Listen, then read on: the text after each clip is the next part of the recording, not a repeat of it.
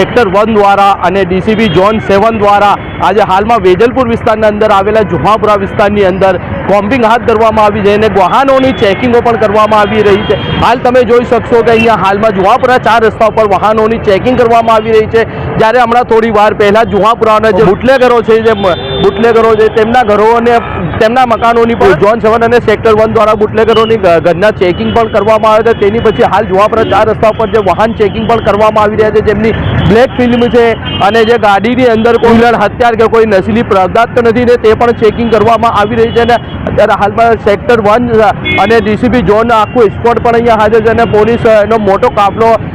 પણ અહીંયા હાજર છે અને સાથે એસીપી અને વેજલપુર પીઆઈ સહિત તમામ પોલીસનો મોટો કાફલો અહીંયા હાજર છે અને વાહનોની ચેકિંગ પણ કરવામાં આવી રહી છે। જેની બ્લેક ફિલ્મો છે જે ગાડીની એ ગાડીનો પણ ડિટેન પણ કરવામાં આવી રહી છે। આપ જોઈ શકો છો કે સેક્ટર 1 સાહેબ પણ અહીંયા હાજર છે, અહીંયા ઊભા છે, ડીસીબી સાહેબ પણ અહીંયા હાજર છે અને તેમની સહિત અહીંયા એસીપી અને મોટો પોલીસનો કાફલો પણ અહીંયા હાજર છે અને ચેકિંગ હાથ ધરવામાં છે। અમદાવાદમાં જે વધતા જતા ક્રાઇમ છે તે ક્રાઇમને અટકાવવા માટે આ ચેકિંગ હાથ ધરવામાં આવી છે અને તમામ જે બુટલેગરો છે તે બુટલેગરોના ઘરોની પણ ચેકિંગ કરવામાં આવી છે અને તેમના વાહનો પણ ચેકિંગ કરવામાં આવ્યા છે કે વાહનોની અંદર કોઈ એવી નશીલી પદાર્થ કે એવા કોઈ ધારદાર હથિયાર તો નથી ને હાલ તો જ્યારે તમામ બુટલેગરોના ઘરની ચેકિંગ કરવામાં આવી તો હાલ તો અત્યારે હાલમાં બુટલેગરોના ઘરેથી કોઈ પણ એવી વસ્તુ કે એવી નશીલી વસ્તુ કે એવા કોઈ પણ હથિયાર બરામદ તો થયા નથી, પણ અત્યારે હાલમાં આપ જોઈ શકો છો ગાડીઓ પણ રોકવામાં આવી રહી છે અને અત્યારે હાલમાં ફોર્ચ્યુનરને અહીંયા રોકવામાં આવી છે અને ફોર્ચ્યુનરની ચેકિંગ પણ કરવામાં આવી છે। એક બાજુ સ્કોર્પિયો પણ બ્લેક કલરની રોકવામાં આવી રહી છે અને ડીસીબી ઝોન 7 સાહેબ પણ અહીંયા હાજર છે અને જોઈ શકો છો આપ અમારા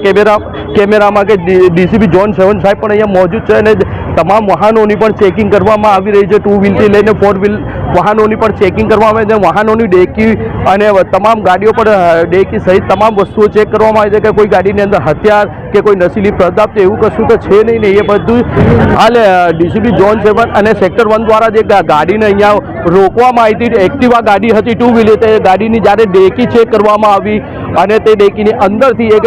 નશીલી પદાર્થ પણ કબજે કરવામાં આવી છે અને તે ગાડીને હાલ વેજલપુર પોલીસ સ્ટેશનમાં લઈ જવામાં આવી છે। અને સૌથી મોટો સવાલ તો એ છે કે ગાડીની ઉપર પોલીસ લખેલું હતું અને એ ગાડીની અંદરથી નશીલી પદાર્થ હાલમાં મળી આવી છે અને એ ગાડીને હાલમાં ડીસીબી ઝોન 7 અને સેક્ટર 1 સાહેબ દ્વારા એ ગાડીને વેજલપુર પોલીસ સ્ટેશન દ્વારા મોકલી દેવામાં આવી છે અને આગળની કાર્યવાહી હાથ ધરવામાં આવી છે। ન્યૂઝ ફોર ગુજરાત, શરીફ ગાજી, અમદાવાદ। આજરોજ જુહાપુરા ફતેહવાડી વેજલપુર વિસ્તારમાં પોલીસ દ્વારા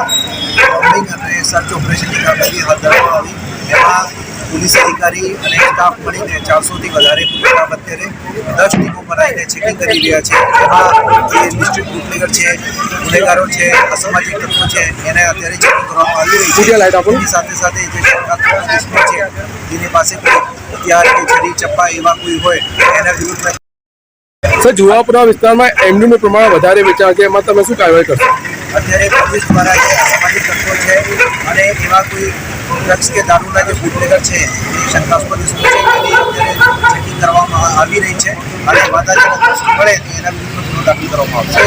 40થી વધારે જે બુટલેગરો છે એને ચેકિંગ કરવામાં આવી રહ્યા છે અને આપણે છેલ્લા કેટલાક દિવસોથી આપણે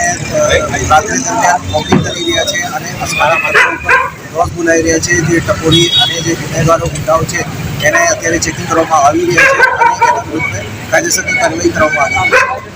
ની સેમ જ આપણે પોલીસની કામગીરી છે। જો પણ આ ડ્રાઈવમાં કે કંઈ પણ બીજી જગ્યા અસામાજિક તત્વની જાણ મળે તો કામગીરી કરવામાં આવશે।